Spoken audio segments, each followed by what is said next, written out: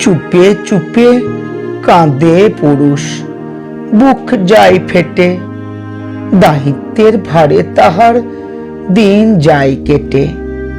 অভিযোগের নেই ইস্যু, নেই মিথ্যার ছল, তবু তাকে দেখে না কেউ, পড়ে চোখের জল।